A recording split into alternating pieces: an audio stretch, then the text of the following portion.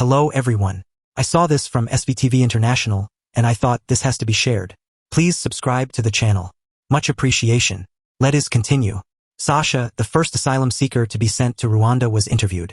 What is frightening is that everything Sasha is saying is a reflection of our society and governance.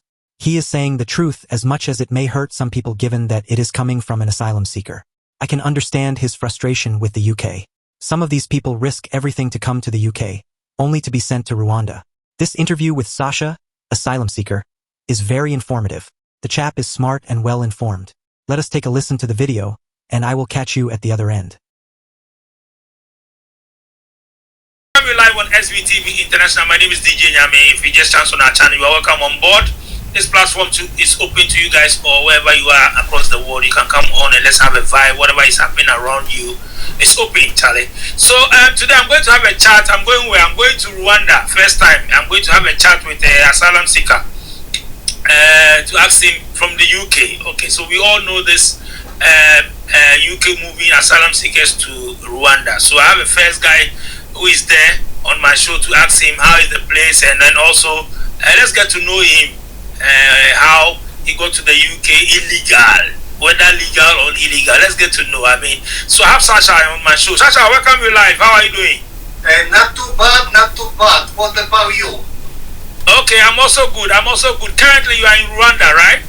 Rwanda refugee camp. Yes, that's right. Oh, okay. How long have you been there? Only a couple of days. I only arrived last week. It was quite late at night. It was all dark, but when I woke up the next day, it was sunny, it was warm. It is so much better than in the UK. UK clouds, rain, cold all the time. And people say UK is so nice to live in. But to be truthful, I've spent in the UK almost 2 years. And It was the worst 2 years I ever had in my life. It was cold, it was rain, people very sad walking down the streets. People have imaginations that people are having such a high quality life in the UK, but from my experience, it was completely different. I was in France, in Calais, and I risked my own life to get on a boat because people were saying that UK is so much better than France, and people were saying if you go there it will be so much better, it's gonna be heaven on earth. Okay, you say you went to France, and then why did you stay in France then you moved to the UK? I'm not sure that you heard about the jungle in Calais. So it's a big refugee camp for people that are seeking better lives, and conditions there weren't too great. Crime, very dangerous. People were dying. People went missing. So I and many of my friends, we tried to get to a better place. But to be truthful. France isn't great either. France, if there are people watching me right now thinking that Europe has a good life, they are mistaken. Because yes, on paper, yes, they get more money for work. Yes, on paper they earn more. But in reality, food is more expensive, rent is more expensive, everything is expensive. And at the end of the day, they don't have better lives. I've seen French people going to food banks. Do you know what the food bank is? People that cannot afford to put food on the table are going to food banks. And I've seen French people using food banks. Then once I arrived to the UK, I've seen British people using food banks because they also couldn't afford the food. Statistically, every fifth British person is living below poverty line, and people don't even know. People think that once they go to Britain, once they go to France, there is no poverty, there is no hungry people living fantastic lives, but reality is different. So what was your intention? I mean, leaving France to UK, what you heard? I mean, maybe you heard that UK is good and all that. That's why you moved from France to the UK. And when you got there, you said it's not what you expected, right? It's not, no. For how long have you been in the UK? You said 2 years. I remember you said 2 years, right? Almost 2 years. It was 1 year and Almost 11 2 months. years. So you were in the 1 year, camp? 11 months, yes. 1 year, 11 months. Yes. So you were in the camp, right? The government, UK government was renting hotels, and they were putting us to them hotels, and some of them were very nice hotels, 4 or 5 star hotels, and because there wasn't enough room for everyone, then they tried to make a boat in London, and they were trying to put people to this big boat, but then they realized that it's not safe. Okay, so are you part of the first batch they moved you guys to? Yes. You might know me from TikTok, where I say that I'm a first one, but I was actually in a group. Yes. Oh, okay. So I mean, before they passed this bill that they are moving you guys to Rwanda, what was the feeling like? I mean, I'm not sure you've been to Rwanda before, so what came in mind? People think that Africa is poor. People think that Africa has only poverty and hunger. But from what I've seen, I only tell you that I'm here only for a few days, but from what I see, people live better lives. And the only why do you say people live better lives? What have you seen so far in a few days? People are smiling. People seems to be happy. Whereas whenever I was in the UK, people were walking sad. Yes. Okay, so when the bill was passed that they are moving you guys to Rwanda, I mean, what was your reaction? Did you kind of like say, "Oh no, I don't want to go," and then why? Because we hearing that some people don't want to. I can only tell you about myself. Tell you about myself, because what others were thinking, that's them. But I was very depressed. That time that I was in the UK was the worst time I had in my life. And I told myself, if there's gonna be opportunity to leave this sad place, I'm gonna be the first one, because it's not a good place. There was nothing to do. There was no opportunities. If you are refugee, they are not allowing you to work. You have to stay in your hotel and you don't do anything for 2 years. You can't work. And for someone that likes to work, it's awful. Yes. So what was the agreement? Were you giving some money or something to move? Yes, agreement was that you get one-off payment of £3,000, and you also get 5 years guaranteed accommodation in a Rwanda refugee camp. That's the agreement. And you are provided with food, you are provided with everything you need to be alive for 5 years. So you are going to stay in Rwanda for 5 years, right? That was the agreement. That's the agreement, but you are not like in prison. You are not there and you have to stay there. You are a free person. If you decide that you can have a better life elsewhere, you can move. It's not like they make you stay for 5 years. You can do whatever you want.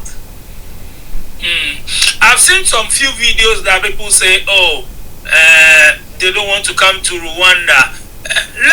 Tell us, I mean, your first batch, what was their reaction? I mean, coming to Rwanda, is it like they said, okay, no, I want to move out from the UK? I mean, you were there with people, so I mean, I'm sure. What are some of the things you guys they were telling each other and all that? Oh, I'm fed up in the UK. I want to come to Rwanda. I mean, how was it like?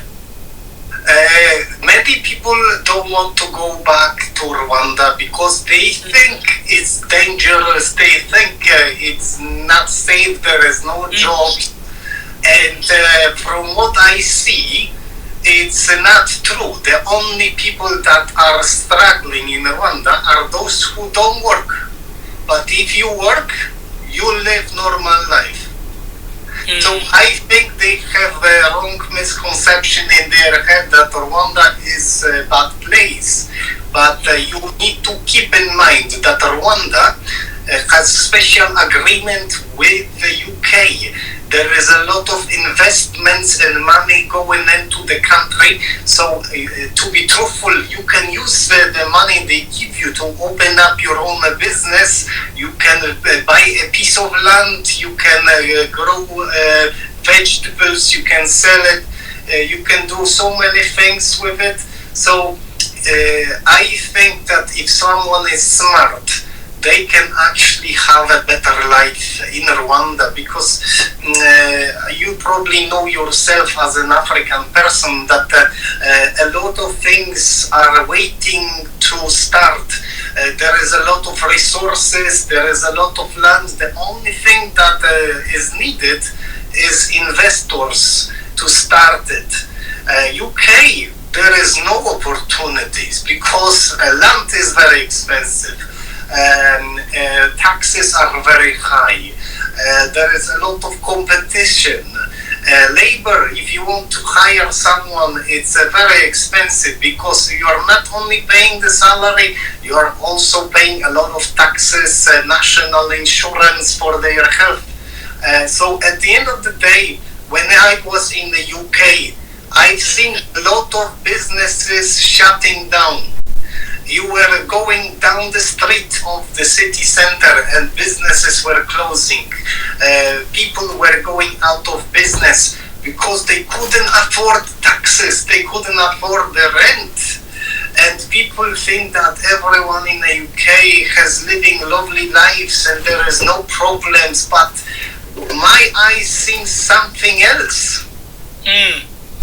So now, Sasha, if now the UK government says, okay, we want to bring you back to the UK, and I mean, we'll give you papers, move freely, go and work. Are you not going back?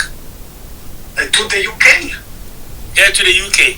I don't plan to go to the UK. What I can tell you is that I might consider going to other places, but definitely not the UK. UK, I think that whenever Brexit happened, this country is over. This country is over. Because do you know why UK has been back in the day a great empire? Do you know why? No, I don't know. Tell us. Because of colonialism, because of slavery. And slavery is finished. Colonialism days are over. Canada, Australia, everything is now independent. So money stopped going in. There is, back in the day, Britain was very prosperous country because money was coming in from Australia. They had 11 states in the USA. They had Australia. They had New Zealand. They had India. India used to be part of British Empire, and they were making things, and all the money was going in back to Britain. But no longer. It doesn't happen anymore. So if you look up what they actually produce in the UK, they actually make less things than 50 years ago. 50 years ago they were producing more things and they were selling them than today. Factories are shutting down. They are moving those factories to other countries in Europe because it's not cost effective. You know, because Brexit, they have to pay more taxes. and it is more convenient. I'm not sure if you heard about company Tata Motors. Tata. It's a very big company, one of the biggest companies.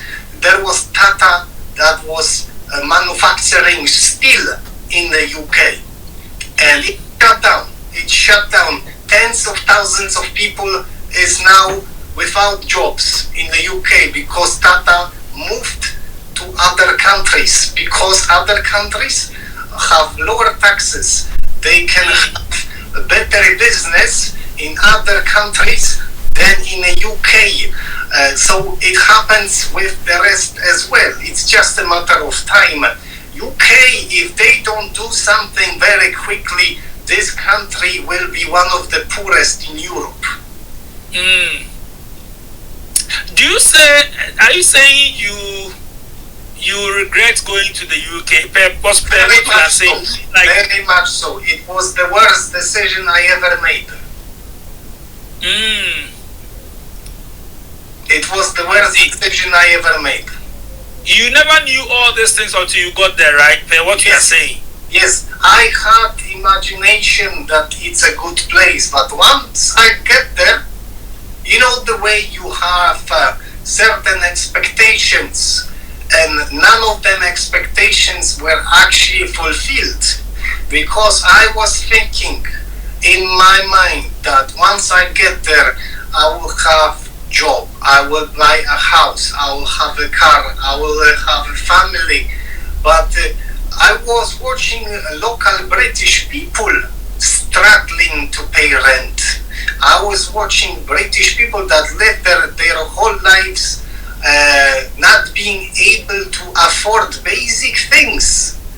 And what can a refugee afford? You know, someone that is there their whole life has more opportunities than someone that is only through the door. So if they struggle, then you will struggle even more. Let's talk about Rwanda. I mean, you've been there for past few days. I mean, what have you seen so far? And how many are you? How many the first batch? How many are you there? There was a few dozen. There was few dozen people coming on. It was a commercial plane. It wasn't a plane charter. It was commercial plane, and we got tickets and we flew commercial with other passengers on board. Okay, so tell us now. You have been there for this past few days. I mean, how do you see Rwanda? I mean, the treatment so far. Have you been out? I mean, see the town and all that. I mean, tell us. To be truthful, the refugee camp is not in a city center. It's actually far from the city. So the only way to get to the city is by car. And unfortunately, we couldn't get one yet. And there is no good public transportation from here. So unfortunately, the transport is the problem to get to see the country. But I think it's just a matter of time until we go and see. Yes, but the refugee camp itself is far better than what there was in the UK. Far better. Okay. What about the food and all that? I mean, are they treating you well?